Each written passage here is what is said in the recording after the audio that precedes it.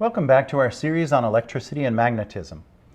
In this episode, we're going to continue our exploration of Gauss's law, this time looking at a spherical charge distribution. Okay, let's look at a sphere, and this one will be a dielectric sphere made up of non-conducting material. What that means is the charge stays where we put it. So if it has a radius of capital R, and we place a certain charge, say Q, distributed uniformly throughout its volume, then it will have a volumetric charge distribution known as ρ.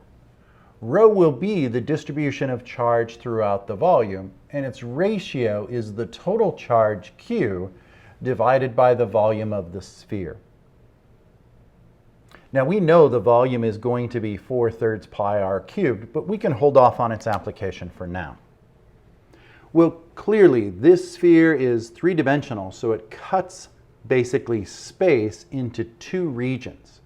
There's the region that's inside the sphere, and there'll be electric field there. And there's a region outside the sphere, and there's electric field there too. So this is really going to be a two-part problem. We're going to have to solve for a Gaussian surface embedded within the sphere, and we'll draw that one right here. It's just at some radius little r, where that's less than r. So we're going to consider that. Suppose r is less than the radius of the sphere. Well, because our Gaussian surface is inside, it doesn't contain all the charge Q. So the charge enclosed is going to have to be calculated. That shouldn't be too hard considering there's a uniform charge distribution and we will know the volume of the Gaussian sphere. What this will do then is figure out what the electric field is inside at the surface of that interior Gaussian sphere. And as I move the little radius in and out, then the electric field should change, reflecting the size as a result of the charge that it contains. Okay, well, let's begin. I know I'm going to use Gauss's law for this, so that's the closed loop integral of E dot dA, and that will equal the amount of charge enclosed divided by the permittivity of free space. Now, because I've drawn my Gaussian sphere carefully, I know that all the electric field vectors from the charge inside go outward. This is a positive charge, so it's going to produce electric fields that universally go outward from the very center of the sphere all the way to its surface and continuing throughout space. Because of that, I know I don't need to worry about the electric field being integrated because it's a constant over the surface. When I integrate over the surface, I don't need to integrate over the electric field because this magnitude and direction never change. It does change as a function of radius, but we're keeping the radius constant for now at some little r less than large r. So for the left side, it's going to be the electric field times the closed loop integral of dA, and that will refer to the surface area of my Gaussian sphere, equals the charge enclosed divided by E naught. Well, let's go ahead and substitute in both of those quantities. First, the surface of the Gaussian sphere. That's pretty easy. It's got a radius of little r, and I just need its surface area. The surface area of a sphere is 4 pi r squared. So the left side becomes E times 4 pi little r squared. Again, it's not 4/3 pi r cubed because I don't need to calculate the volume. The left side of Gauss's law is always the surface area of the Gaussian surface because we're calculating flux, and flux is always a function of electric field and surface area. But on the other side, we do have to deal with volume. The amount of charge enclosed deals with how much of the total sphere we're dealing with. It's not all of Q. Some Q is outside the Gaussian sphere, and charge outside the Gaussian sphere does not influence the electric field at the surface. Now you might say the charge outside the sphere is going to produce field lines, and you'd be right, they do. But every field line produced by a charge outside of the Gaussian pierces the Gaussian. It goes through one side and exits the other. And that means the net flux it contributes is zero, and therefore it can't contribute to the electric field. The only time a charge can contribute to the electric field for a Gaussian surface is if it only moves through the surface once, and that's why we only deal with the enclosed charge. The enclosed charge's field lines will move through the Gaussian surface once, but they'll never come back. Okay, so how much charge is contained inside of this little Gaussian sphere? Well, I know rho is a uniform density throughout, so it gives the ratio of charge to volume. So if I can multiply it by the volume of the contained sphere, that will convert rho into the total amount of charge inside that sphere. So that's what we'll do.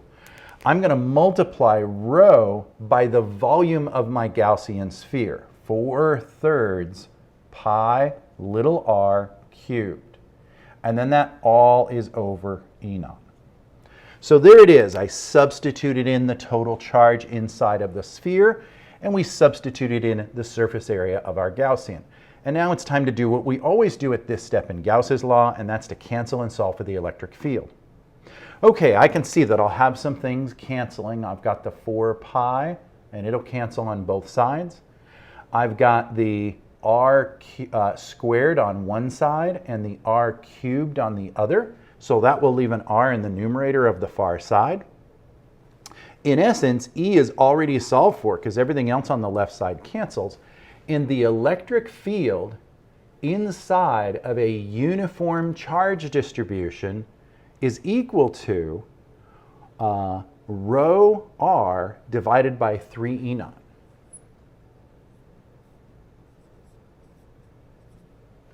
And what's unusual about this electric field is that it is an inverse function of r. It actually is a function of r. That is, it's a linear function of r. That means as we start at the center with 0 radius and move our way out, the size of the electric field increases, taking into account that we're encountering more and more interior charge. That rate of increase will continue all the way up to the surface. When we get to the surface, the electric field will be equal to rho capital R over 3 E naught. But then it begins to change once we get outside the surface. So let's solve the second part of this problem, which is what happens when R is greater than R. And now I've got to redraw my Gaussian surface. So now I'm going to draw a Gaussian surface that encompasses the entire sphere. So this will be our second calculation of electric field for the same sphere. We've completed the interior. Now we have to do the second region, the exterior. Well, let's run through the same calculation. The closed loop integral of E dot dA is equal to the enclosed charge over E naught. Well, in the same way as before, all the field lines radiating out of this sphere of charge are all piercing the Gaussian surface perpendicularly, so the electric field is constant over the surface, so that can come out. So it leaves me with the closed loop integral of dA, which is the surface of my exterior Gaussian, and that equals the charge enclosed over E naught. Well, now I have to fill in for the surface area of the Gaussian, and it hasn't changed. It's a larger sphere now, but it still has radius, little r. We're still considering that to be the variable to measure it. If it makes you more comfortable, we can call it r1 for a radius inside the sphere and r2 outside, but it's nonetheless, it's where it is we're interested in the electric field, and in this case, where that is has exited the sphere. So substituting in here, it'll still be the surface area of a sphere of radius r. So that's E times 4 pi r squared. On the other side, things get easier.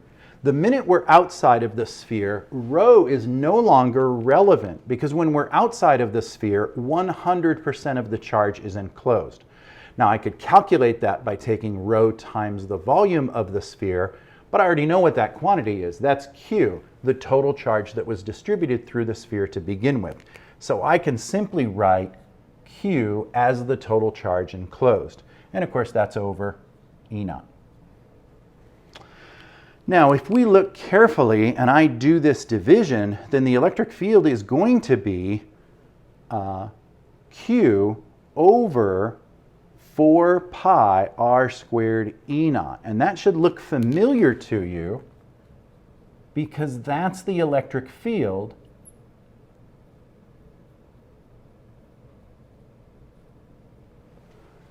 of a lone point charge. In other words, once we're outside this spherical charge distribution, all of this charge spread out throughout this sphere may as well be concentrated at its center for the influence it has on the electric field outside. The field lines and the magnitude of the field outside the sphere are now uninfluenced by the charge configuration, and the charge may as well be a point charge at its center. Most of the time when you get outside of a spherical charge distribution, what you'll find is the remaining electric field treats the total charge in whatever configuration as if it's located at the center. So this is the same as the electric field of a point charge, and that's what you'll find as the electric field outside. You'll notice it's inverse squared, and if we did the replacement of K equals 4 pi E naught, this would be KQ over R squared. Well, that takes care of an electric field calculation for this particular sphere. And remember, we defined this initially as being a dielectric, which meant it had no mobility for its charge. I placed the charge uniformly throughout the volume, and that's where it stayed. Let's do this problem a second time, except this time let's consider the central sphere to be a conductor. A conducting sphere, of course, has mobile charge in it. Because it's conducting, it can respond to the presence of other charges and electric fields. So now I'm going to place the same Q charge. This will have the same radius as before, but now it's made of some conductor like copper or aluminum. And of course, we know what will happen. All of the charge will flee to the surface because it wants to get as far apart as possible, and the conductor offers it that possibility. And that changes our viewpoint for electric field pretty dramatically. Once again, let's consider what the electric field would be inside the sphere. So I draw my Gaussian sphere of radius little r, and it's inside the interior of this solid metal sphere. Well, once again, I write the closed loop integral of E dot dA is equal to Q enclosed over E naught. And you can see that we can pause the analysis right here. And the reason is there is no Q enclosed. If all of the charge flees to the surface of a conductor, then any Gaussian surface drawn in its interior is going to draw a blank. Because it can't contain any charge, there's also no electric field.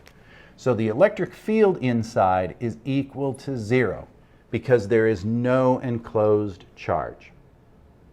That makes conductors always have no electric field in their interior because all the charge flees to the surface and any Gaussian drawn can't contain a charge. That's different as we go to the surface and beyond.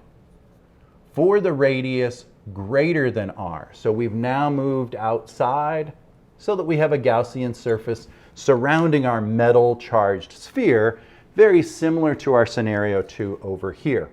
Well, once again, let's do the analysis. Closed loop integral of E dot dA is equal to the enclosed charge over E naught. Well, in this case, my analysis on the left side is identical. This is going to be the electric field times the surface area of the Gaussian sphere. And on the right side, the total charge contained in the sphere is the total charge placed on the sphere, because once we're outside, we're surrounding all of the charge. You'll notice then that that's going to produce an electric field outside that's identical to the electric field outside of a non-conducting sphere. That is, it's going to be E is equal to, oh, sorry, I have a mistake here. This should have been 4. There we go, now it's better. This should be Q over 4 pi E naught R squared. And you'll notice the electric field outside of a sphere, regardless of how it keeps its charge, is always the electric field for a point charge. Whether it's a conductor or a non-conductor makes no difference. But notice in the interior, it makes all the difference in the world. Conductors have no electric field inside, And dielectrics feature charge that stays put, which means you'll always have to calculate the amount of charge inside a Gaussian sphere in their interior. Okay, that handles the two main scenarios for cylindrical charge distributions. Now it's just a matter of solving lots more problems involving concentric shells of either charged or uncharged dielectrics or conductors.